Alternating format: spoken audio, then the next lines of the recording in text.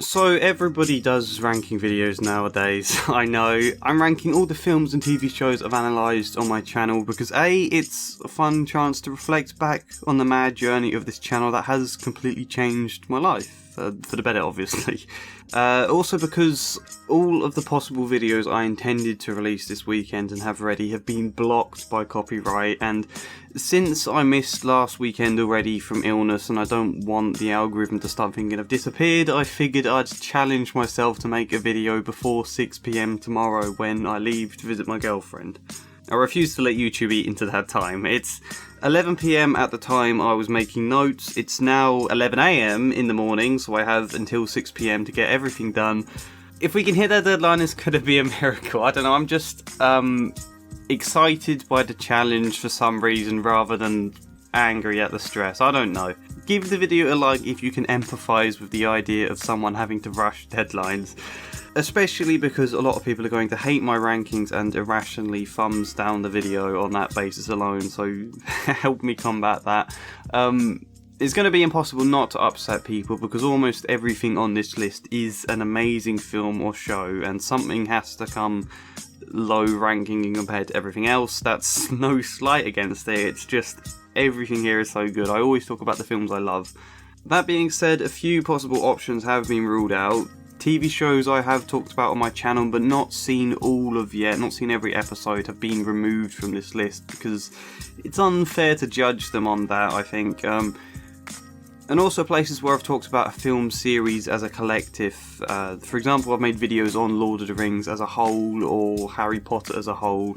They only get one spot on the ranking. Film series where I did devote separate videos to each film, they get their own spot. For example, Batman Begins had its own video and The Dark Knight had its own video, so they get separate spots on this list.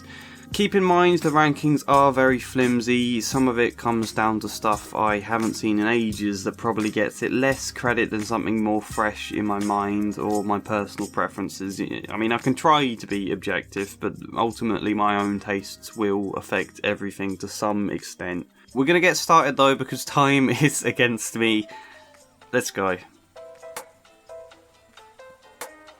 This one should be no surprise to anybody. It's the only film I've made a negative video on the entirety of my channel, and yet it's still full of comments from people telling me to stop picking holes and everything. The day that film happened to be released, I was ill with the flu, so I gave it a watch because I had nothing else I could be bothered to do, and found it fascinating to break down why the slapstick comedy doesn't work here the way it works so beautifully in the original cartoons. It was a fun video to make, this one. Terrible movie either way. Only Dr. Phil would have scored worse, but I haven't seen every episode of that, so I'm not ranking it. I hope this is no insult to Dan. I think he made an amazing film that I was a backer for on Kickstarter years ago, and you can watch the finished film on YouTube if you're interested. The only reason it's one above the Tom and Jerry movie spot is because every other piece of media I've analysed on the last 2 years of my channel is some of the best stuff I've ever seen. I think The August Club is a wonderfully fun and creative debut film about two kids who stumble upon a vampire in a nearby spooky mansion. It's ridiculous, it's fun with a surprising underlying heart, and all from a Kickstarter budget I think of just £3,000. But it is a short 40-minute film, I can't score it any higher. Again, it's no disrespect to place this film 38th, I love it, but the competition it's up against is just so strong. Fighting with My Family is a breath of fresh air in the uplifting, feel-good sports genre of films. It's a biopic of Paige, the wrestler from Norwich, and I love it because A, it has working class Britain in its DNA in a way you so rarely see in cinema unless it's something dark and gritty, and also because I love how it flips every stereotype in the way Paige interacts with the other blonde wrestlers. I think there's a lot of beautiful touches in this film, but it is still mostly just a solid, feel-good biopic. A lot of people will hate me for ranking this here. I think The Wizard of Oz is an absolute masterpiece of filmmaking. To achieve everything they did in 1939, that's incredible. It's no wonder so much media is influenced by this film. However, whether fair or not, Some of it is getting a bit dated by today's standard, and some of the singing kind of bored me, I guess. The Munchkin section, I guess, really, I think it goes on a little too long for my liking, and I can't say all the horror stories of the behind the scenes and everything Judy Garland suffered, I can't say that doesn't affect my feelings about this film. Perhaps that's unfair, but 37th it is. I so wanted to place this film higher. It feels like home to me on a personal level, but I can't. The story of Sutton Hoo, one of the most incredible archaeological digs of all time that happened in the lead up to World War II, set in the county I'm from. It's amazing. I gave it the best send-off I could in my video on it, but there are a few flaws to this film. Principally the forced romance that just didn't need to be there. Ralph Fiennes is outstanding in this film though, and everything between his character Basil and May just makes me beam. I love this film, but it has its flaws.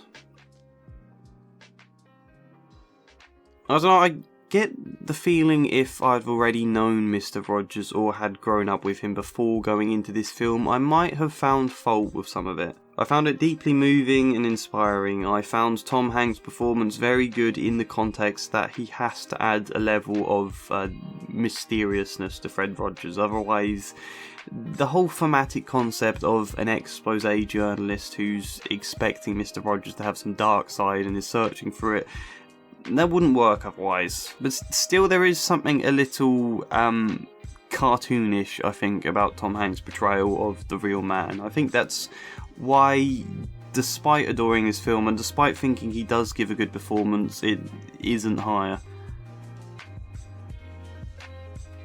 Okay, this one is a pretty straightforward rom-com, I know, but I love it. It's quite forced in some of its sentiments, but it's fun. It's interesting as a concept. A man whose country is annexed while he's in an airport, meaning he's no longer legally allowed to fly home, nor to re-enter the United States, so he has to spend his time living in a soulless, commercialised airport that actually turns out to be wonderfully multicultural when you start to connect and find the family within a place where almost everything is transient. Bizarre as it is to say, I think this is one of Tom Hanks' best performances. I have fond memories of this film growing up, and I can't shake off my love for it. I really thought you'd all love me to start a series analysing Star Wars, but this video didn't get many views. I find it a really fun film with a surprising amount of symbolism to it when you stop to think. In many ways I'm doing it a huge injustice by placing it this low because of the inventiveness of the world, and the sheer daring of what George Lucas created at the time is phenomenal, really. It's not the most deep of films, admittedly. I think most of the depth comes in the following film, actually, and whilst it's hugely fun, it doesn't strike sheer joy in me in the way some of the other higher fun rather than artistic films on this list do. I think it is an injustice to place this film this low. I think people forget how good George Lucas was as a writer and director in those early days, but I also don't think anyone's going to argue Star Wars Episode 4 is a flawless film. Yeah, this will definitely cause controversy. Perhaps it's because I grew up more with Harry Potter that I've ranked it ahead of Star Wars there.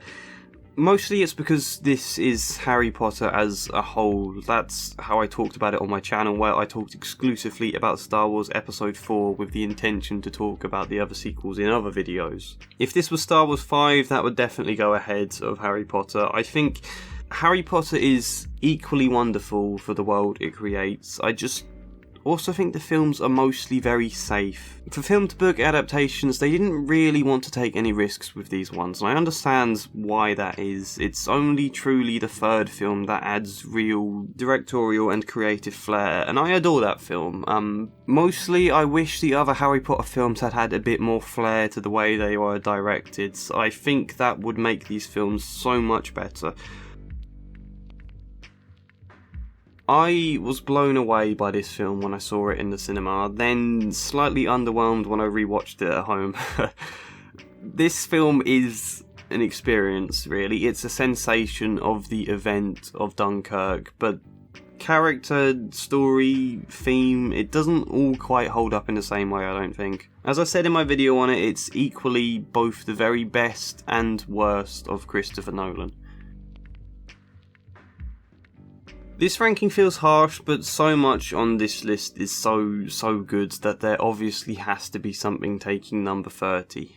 The Pacific is wonderful, harrowing, takes what Band of Brothers started and leads it in a new direction that suits what that conflict of the Pacific was, which is disturbing. Its trouble, I think, is the characters. They move in and out a little too much for such a short series, which is the reality of the characters they're telling the story of, but it does make it hard to get to know a lot of the people in this outside of the main few. You're not as attached as you are in Band of Brothers. To be honest, had Band of Brothers not existed, I may rank this higher. Perhaps it only suffers in comparison to its predecessor, especially when it needed to do things differently.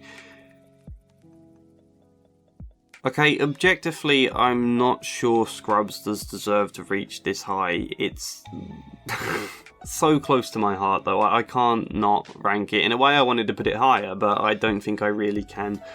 Scrubs crafts comfort in a way shows rarely manage, something I devoted a video to the idea of. Comfort, it's underrated in media, and I really liked the video I made on this one actually. I would love to rate it higher, I'm just not sure I quite can. Broadchurch is amazing. So moving, so my sort of concept for a TV show. A murder mystery set in a picturesque town where the entire series is just the one murder, and so you spend the whole series getting to know the entire community and all its people very well. You get to see how the horror of this murder threatens to rip apart their community ties, how it shakes the family of the victim, and then how they struggle to overcome the grief, and how the town kind of fights to rebuild its sense of community. Such a brilliant show with David Tennant, Olivia Colman, Andrew Buchan and Jodie Whittaker as the main cast. Fantastic. Could easily have gone so much higher on this list if it wasn't for the court stuff in the second series. I think that does mark it down a bit, which is a shame. This film is deeply pessimistic and cynical and leaves you feeling quite low in a very hollow rather than beautiful and fulfilling sort of way, and that's because you inhabit the mind of a disturbing character. I think I was harsh in my review on this film. I kind of regret that video and want to make a better one about Joker. I think the film works for all its contrivances when you do see the events as blurred by Arthur's interpretations of everything, but to be honest, the script still isn't a 10 out of 10 script in my opinion. I think the script is a solid 8 out of 10, maybe 7.5. It's Joaquin Phoenix that makes this film, 100%. In the hands of a solid actor, this film I think would have been praised but forgotten. With him, it's wonderful and deserving of this spot, possibly even higher. It's such an incredible performance. Okay, this one could be one that ranks only so high because I've seen it recently. Dan in Real Life is a wonderful rom-com because it does the complete opposite of almost every romantic comedy and creates comedy out of the torturous circumstances Steve Carell is thrown into and the flawed pettiness that humanity can show. Really good film with a lot of directorial flair and some great family heart and a lot of beautiful shots as well. I ranked it here because it does such a good job of making me love a genre I normally roll my eyes at. Plus it has a genuine cozy feel rather than a forced one, but it does still have its flaws. I think the ending needed more time to land. Also the bathroom scene is a little contrived, but I'm not really going to mark it down for that. The show that reignited my love for chess. I think chess is very hard to make cinematic and the Queen's Gambit does a beautiful job. As I said in my video on the show though, this show isn't about chess, it's about Beth Harmon, and Anya Taylor-Joy acts the part incredibly well. I don't really think I have any flaws to point out about this show, not thinking about it now. I think that's why I've ranked it so highly, and because I love chess. I don't think it hits all the heights of some of the other entries on this list, but it is mostly flawless. It doesn't have the lows. Brilliant idea for a story, really. A black prisoner on death row who turns out to have healing powers that kind of makes him a reincarnation of Christ. And the skill to tell that as a concept in a way that it's not ridiculous is good as well. So moving. You can't not cry at this film. Could I have ranked it higher? Probably. I just don't entirely believe the film justified such a long runtime. I think it could have easily been trimmed a little. I have very similar thoughts here as I did about The Green Mile. I adore this film. In fact, the Redbeard video is one of my favourite videos I've ever made, perhaps because Mifil from the channel Artective did the editing for me. My editing is my main weakness as a video essayist, I know that. He made the video beautiful. Redbeard is a masterpiece of a film by Akira Kurosawa about a doctor in a clinic that grapples with the difficulties of poverty and disease. It's a film about healing not just the body but the soul, particularly of a very pained girl, and I adore it. I'm just also not sure it needed such a long runtime. Maybe it did, maybe I'd feel differently if I rewatched it, but until I really got a sense of where this film was going, I wasn't fully engaged with it. It did take a bit of time for me to get into. Okay, this one will definitely cause outrage. Some of you will be outraged that it didn't make the top 10. Some will be outraged that it got as high as 22. Zuko's character arc is one of my favourite from any show. Iroh is endlessly endearing, and this is 100% my favourite world building from anything ever. There are worlds with more depth, sure, but it's the intrinsic sense of philosophy to how the world lines up here. Each element with a distinct fighting style that suits that element and some degree of emotional philosophy to match. Like, for example, firebending is about channeling aggression and can it become a loving expression. Urth is about facing fears in a staunch manner. Water is about adapting to life, and air is about freedom and space, sort of. There's a philosophical sense to the different elements of the world that the characters then get to grapple with emotionally, and it makes it all line up perfectly.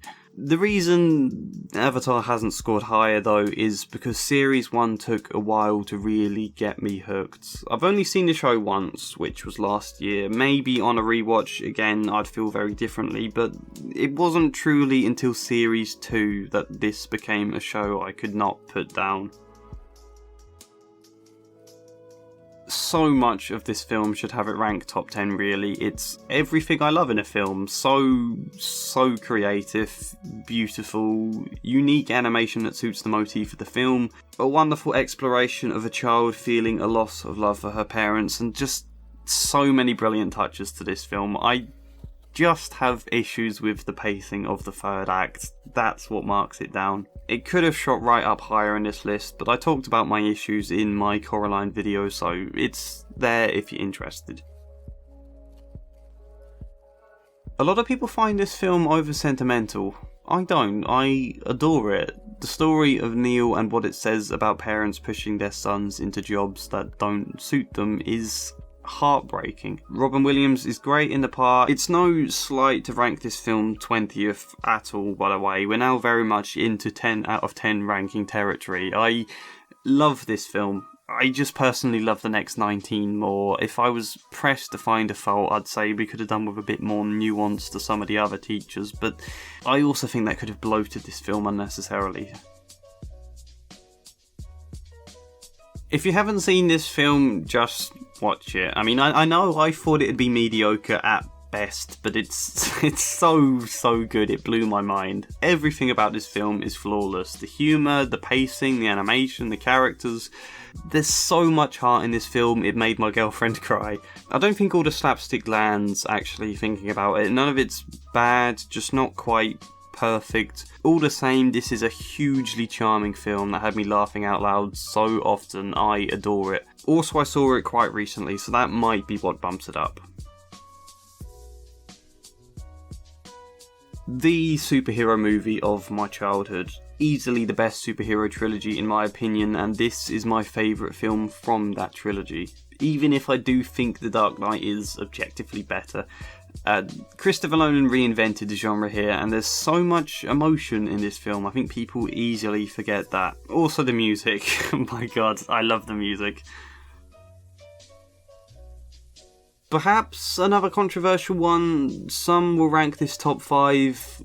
Others don't really like it at all. I think it's such a bizarrely genius concept for a film. We're so used to Forrest Gump as this iconic film that we forget that, I think. A pretty unaware man encountering all sorts of life's standout events and moments of brilliance without really batting an eye or understanding their magnitude. It's powerful when we reflect that we too may have encountered so many people or experiences or events that we have affected. So many people's lives we may have changed in small ways without ever truly realising it, just like Forrest Gump. We're all a little like him in that sense. I always cry at this film, I always laugh, I always shudder at just how many assassination attempts there were in American history. This could absolutely have ranked higher. I guess it's just quite a linear story. No slight, that's absolutely what this film needed to be, but personally it just doesn't make the narrative one that appeals to me as much as some other films. I suspect many of you thought I'd rank this one as one of my favourites. I don't know, perhaps I've seen it too many times. I love this film. I'm a counsellor and this is the standout film about therapy. Not the most accurate film, but certainly the most well known, and its heart is very much in the right place. The performances are stunning, the strong Boston feel adds so much to this story. I don't think it would have been the same without that. I know a lot of people criticise this film for the ponytail guy in the bar being a straw man set up in a grandiose manner for simple audience satisfaction of knocking him down a peg. I think there is truth to that. That's not why I'm ranking it 16th though, it's the grabbing Will by the throat thing. I'm a counsellor, I can't enjoy that moment, so that does knock it down a little bit for me. Another strong contender for the favourite video I've ever made. This is the show that reignited my love for Christmas and made me care beyond just the childish glee for the festive spirit because it connected it to humanity.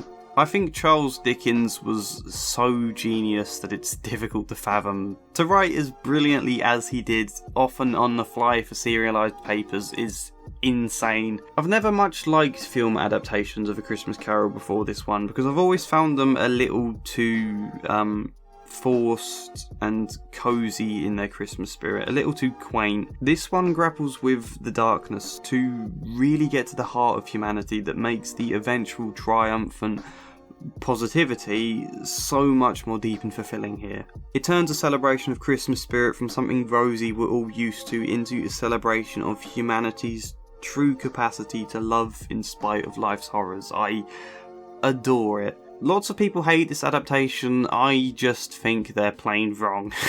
If you haven't seen BBC's 2019 A Christmas Carol, go watch it, just don't watch it with children, it would probably scare them.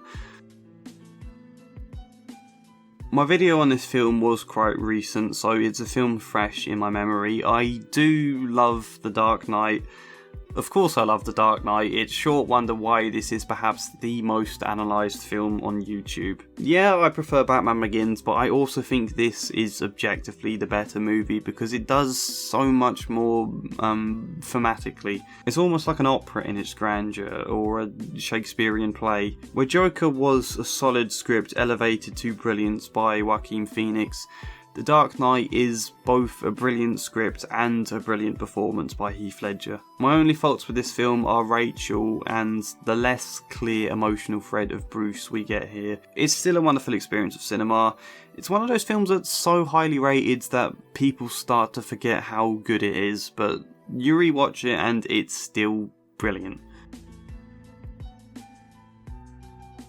This one will annoy people, but I think it deserves such a high spot in my list. This film is so much fun. Brilliant, meandering, unpredictable narrative, vivid characters, intelligent fight scenes, bizarre dialogue, epic music, heart. This film has absolutely everything.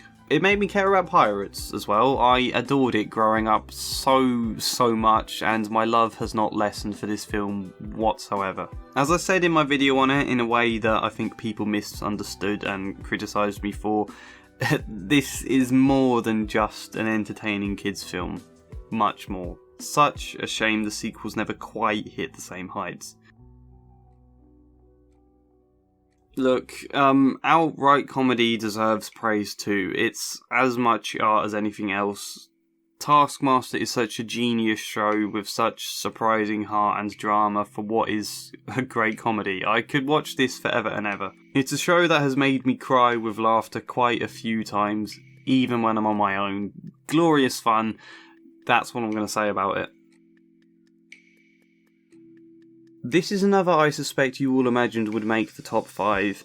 I think the dialogue in this film is great. I always find it fascinating from a writing perspective as well, to set up a story where you basically just bung 5 characters into a room and let them loose. You know, no plot needed. Those characters themselves drive everything so naturally. I always feel inspired by the end of this film as well. I'm always left with some kind of burning passion that makes me feel young again and angry again for every kid who's ever been dumped on by the generation above. Why has it missed out on the top 10? Perhaps again because I've had to watch it so damn much for each video I've made on it. I don't know, I just felt this is the right spot for The Breakfast Club. My girlfriend was furious with me when I told her I'd ranked this film so highly. She told me to enjoy being single. A film very similar to Paddington, to The Curse of the Black Pearl in some ways, because it's total fun with surprising heart. So much fun, and yes, it does make me cry. This sort of film is just my exact sort of thing, I think. Making an imaginative, fun story about creativity. I will always adore any film that takes child's play and turns it into the narrative, because I'm a counsellor who does a lot of play therapy with children. It speaks to me, of course it does. Really the reason this film unequivocally deserves a top 10 spot in my opinion is because it is the perfect metaphor. I've never seen any film manage this so well, to take the natural identity of Lego, which is people who use it to construct proper buildings from the instructions, and people who use it to play whatever the hell stories are going on in their brains. To take that difference as a conflict, not only craft an entire world out of it, split between the very ordered world of people made to conform to a dictator's instructions, set against the outcasts of the creative master builders, but to then draw this metaphor out emotionally to the conflict between wanting to belong, where you do conform and lose some identity but get to feel a part of something, a genuine feeling of team, and then wanting to be unique and feeling freedom and that space, and yet none of the master builders managing to get along at all and always bickering or fighting each other's creations in an effort to build their own. That entire, very meaningful emotional struggle of identity between wanting to belong and wanting to be unique, told through this perfect metaphor of Lego that then stretches out even further to reveal this conflict between father and son. Everything stemming from that single idea. I find that so conceptually brilliant that I can't not put this in the top 10, even if you all hate me for it. I don't care. Another film built on a brilliant metaphor. Groundhog Day is iconic. I have great memories of making this video, and it was the inspiration to make this video now, because I made that one on a very tight deadline before Christmas, so I thought, well, I did that one in time on the deadline, surely I could do it with this ranking video. Wonderfully funny, surprisingly moving, and fascinating from a philosophical point of view. I think so many different interpretations could be made about this film philosophically. I've only seen it once, admittedly. Who knows what I think on rewatch, but in memory this film is an absolute gem. So Peter Jackson's trilogy as a whole, of course, deserves a top 10 spot. I think it did the best job anyone could do to adapt such an expansive story to film. It didn't fall into the trap of following everything exactly from the book beat to beat and kind of getting stuck under its shadow.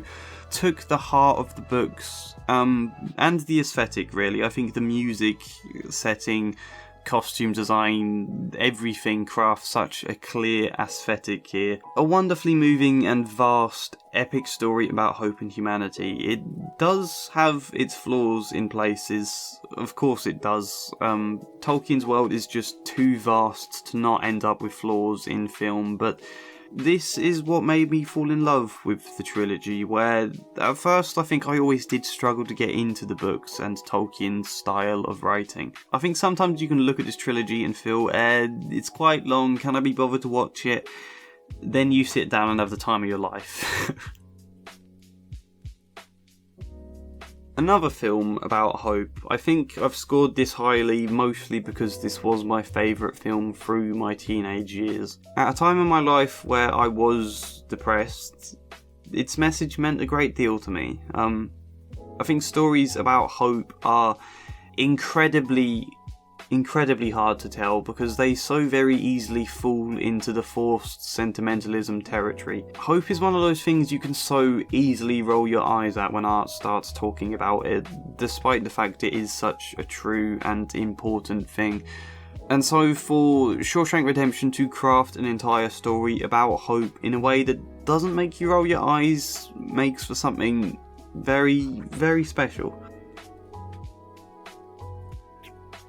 This truly is an underrated gem of a film. Tarsem Singh's 2006 epic The Fall, quite possibly the most beautiful looking film I have ever seen. And with a story that again speaks to me very personally, because it's a story about a world built from a child's imagination that comes to be incredibly moving. That works with what my job is. I'm fascinated by those kind of stories. If you haven't seen this film, which most of you probably haven't, I cannot recommend it enough. Of course, this deserves a top 5 spot. Quite a slow film. Yes, I understand why this isn't for everybody, but my god, if there's one film to make you admire the craft of staging and camera positioning, lighting, shadow, all the most intrinsic qualities of a film, it's this. There's just so much to analyse here, and again, if I said the aesthetic of Lord of the Rings is strong, here it's even stronger. The aesthetic of this world is so vivid you could probably recognise it at a glance, even if you'd never seen the films before. Francis Ford Coppola made a true colossus of the cinema world, and it's kind of a crime I haven't ranked it higher, but we are down to the final 4, and I can't discount my personal taste anymore. This kind of film is right up my street, my exact sort of thing. I know a lot of people winced when they first heard the concept of a satire about a boy in the Hitler Youth who has a childish version of Hitler as his imaginary best friend. I know a lot of people thought this would be base and heartless. I thought it would be brilliant, to be honest. I thought the concept was genius. Never have I been more eager for a film to drop in cinemas as I was for this one, and never have I finished a film feeling so excited, energised as I was with this one. I immediately rushed to my notebook and began jotting ideas for symbolism and parallels in my own novel. It just got me eager to work. This film is a joy.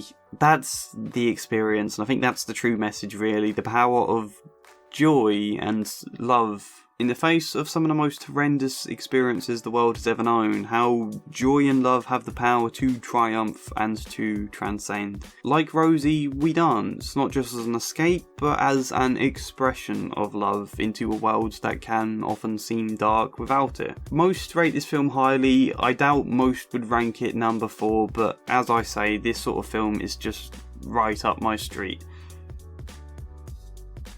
The highest ranked show on my list, arguably it's my favourite show of all time. I think this is the best depiction of war ever put to screen. Historically accurate, inspiring, moving, harrowing, funny. This truly is about a band of brothers in a way nothing else quite is, not even Lord of the Rings. I can't tell you how much this series affects my heart. When Buck drops its helmet into the snow, when they all play baseball, the concentration camp episode, when the real life Dick Winters in his old age says in the interview snippet that his grandson asked, "Grandpa, were you a hero in the war?" Grandpa said no.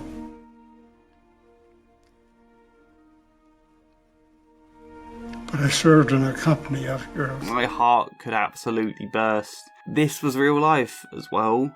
A generation of people who went through all of that in reality for us. Incredible show. Look, if I'm going to devote my time to write 70,000 words analysing the entirety of a film, even before I had my YouTube channel, in an experience that could easily have been some sort of breakdown, then of course I'm going to rank this film highly. Spirited Away is absolute genius. I don't even know where to begin. You know what makes the fantasy world so vivid here, in my opinion, despite the fact almost nothing concrete is ever explained about it? It's the sense of community. I think people often overlook the importance of that in world building. The visceral sense we get of a community in and around the bathhouse is what makes the fantasy land so perfectly without even needing to offer much exposition to what this world is at all. Is it a crime I didn't put this first place, considering how much I talk about it? Maybe.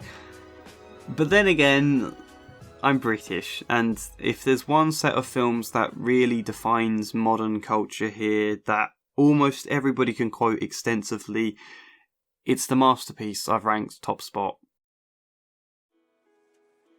Edgar Wright's flawless genius that is Shaun of the Dead, Hot Fuzz, and The World's End. You know, I just can't not rank this first. Individually, they'd all have ranked very high. Hot Fuzz is arguably my favourite film of all time, but as a collective, of course it's first. They do everything so flawlessly. They're the best parodies of all time, 100%. That ridicule yet also turn into a perfect celebration of the genres they're parodying. Like, you know, Hot Fuzz mocks cop films by creating the most ridiculous murder plot out of a ludicrously quaint village, and yet when the action hits, it's 100% enjoyable as action and a gunfight and a car chase in its own right, let alone how funny it is. It both parodies and celebrates and stands up as films in their own right. All three of them have so much grounded heart and emotion. It's easy to forget just how moving these films all are, because a parody comedy with so much overly dramatic action has no right to be this moving. They all celebrate ordinary friendship, they celebrate pubs in a way that appeals to me, and they're the most quotable films of all time, easily. Edgar Wright's style of direction is immense. How the hell he makes Paperwork of all things look so dramatic is beyond me. These are films that define British cinema, in my opinion. They're films I could live by. I think my second or third meeting with my now girlfriend was just us getting slowly drunk, watching all three in a row, quoting and laughing at absolutely everything. Perfection. That is my no doubt hugely controversial list. God knows what I was thinking trying to make such a long video in such a short amount of time, but here we go. It's now 12:15. Hope you enjoyed it. Comment all the places I've offended you to the core with my rankings. Like the video in appreciation of my work ethic. Subscribe, support me on Patreon if you fancy, but otherwise, hopefully see you next time. As ever, a special thank you goes to Devin, Kestrel, Arwen, Stephen Legg, Janice McMahon, Blue Core, Chichu Kaber, Michael Gallagher, Samara Salsi, Sharikoff2814, Joshua C. Follier, Chad Bramwell, Incomplete Sentience, Emily Tarras, and Nicholas Patrick. Thank you.